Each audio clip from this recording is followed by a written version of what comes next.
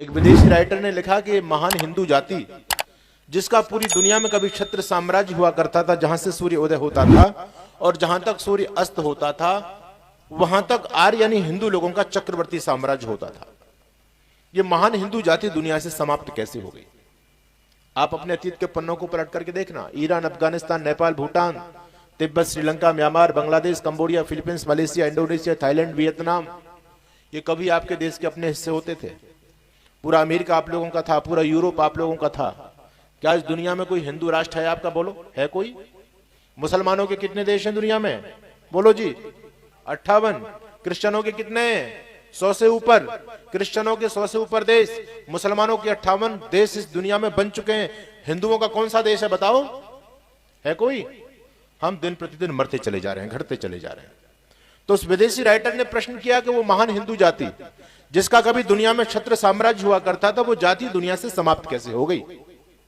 जिस जाति के पास में वेद जैसी धरोहर हो, जिस जाति के पास में राम और कृष्ण जैसे आदर्श महापुरुष हो, जिस जाति के पास में गीता, रामायण, महाभारत जैसा सद साहित्य हो, आखिर वो हिंदू जाति दुनिया से समाप्त कैसे हो गई?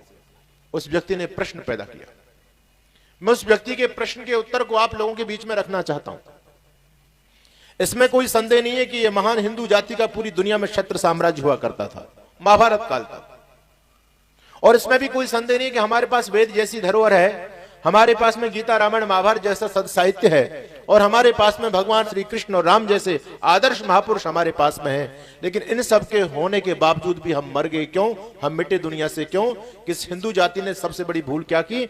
हमने भगवान श्री राम और भगवान श्री कृष्ण के बड़े बड़े मंदिर तो बनवाए, हमने भगवान श्री राम और भगवान श्री कृष्ण की बड़ी बड़ी मूर्तियां बनवाई, दोनों समय आरती की, दोनों समय जहाज मजीरे गा गा करके, बजा बजा करके, खूब बैंड बाजों के साथ में हमने भगवान श्री राम के गीत भी गाए, आरती भी की, हमने दोनों समय लड्डू भी खिलाए। लेकिन हमसे भूल ये हुई कि जो भगवान श्री राम और भगवान श्री कृष्ण ने कहा वो हमने नहीं किया। यही हमारे पतन का सबसे बड़ा कारण है।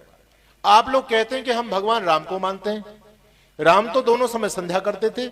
गोस्वामी तुलसीदास भी लिख रहे हैं, रामायण में तो लिखा ही हुआ है, वाल्मीकि जी ने तो स्पष्ट लिख दिया है, विगत दिवस गुरु आई सिपाही संध्या करन चले दो भाई। दोनों भाई सुबह शाम संध्या करते थे और तुम राम के भक्त कहलाते हो और तुम कभी संध्या नहीं करते। किस बात के राम के भक्त हो आप? हम केवल राम नाम की रट लगाए बैठे हैं, बल्कि हमने राम के चरित्र से, कृष्ण के चरित्र से कुछ सीखा नहीं है। यही हमारे पतन का सबसे बड़ा कारण है।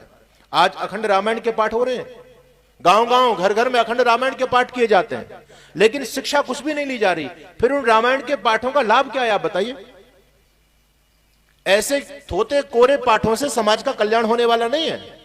रामायण की हमने कथा सुन ली, बस रामचरितमानस का परिवार में पाठ करा लिया, उसको लोग बड़ा कल्याणकारक समझ रहे हैं।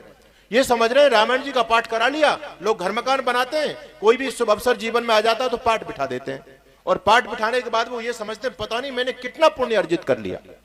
अरे याद रखो, केवल रामचरितमानस के पाठ करने से आपको कोई पुण्य मिलने वाला नहीं है। स्पष्ट बोल रहा हूं मैं इस बात को। लोग आपको बहकाते भले होंगे क्योंकि वो पाठ कराएंगे तो उनकी रोजी रोटी चल जाएगी, लेकिन हम तो स्पष्ट बात कहते हैं। लोग आपको बहका करके इस बात को आपके दिमाग में डाल सकते हैं कि पाठ कराने से पुण्य मिलता है, लेकिन कोरे पाठ कराने से कोई पुण्य नहीं मिलता। पुण्य जब मिलेगा जब उस पाठ के सार को आप अपने जीवन में धारण करेंगे और उस वेद के सही रास्ते पर चलेंगे, जिस रास्ते पर भगवान राम और कृष्ण चला करते थे, तब आपका कल्याण हो सकता है। केवल कोरे पाठों से कल्याण होने वाला नहीं। हम कहते हैं भैया केवल राम राम को मत मानो, राम की भी मानो, केवल कृष्ण कृष्ण को मत मानो, कृष्ण की भी मानो।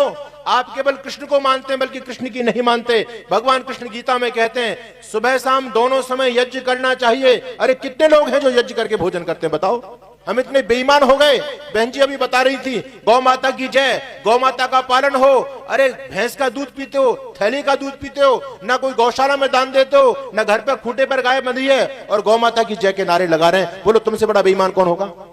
क्या तुम्हारे नारे लगाने से गौ माता बच जाएगी? अरे आप अपनी संस्कृति को बचाना चाहते हो तो संस्कृति को अपने जीवन में अपनाओ, तब आपकी संस्कृति बचेगी, तब आपका धर्म बचेगा।